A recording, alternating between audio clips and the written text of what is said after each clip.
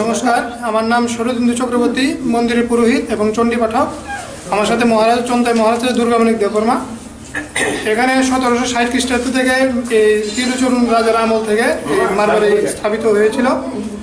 আমাদের খাঁচি পূজার সূচনা আজকে থেকেই, আজকে 22 জুন রাত্র 10 ঘটিকায় জ্ঞাতি পূজন।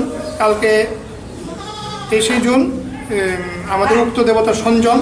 24 তারিখ সকাল 10:30 ঘটিকায় জারি পূজা হইব।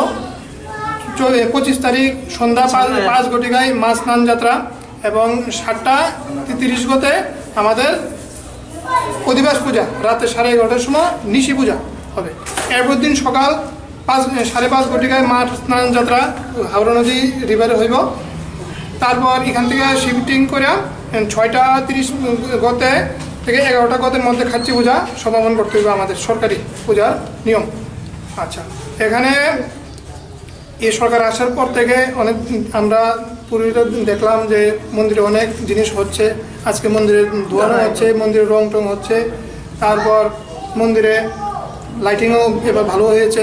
আশা করি আমরা খাচ্ছি পূজা মেলা যে যাত্রিক সমাগম অনেক ভালো হবে।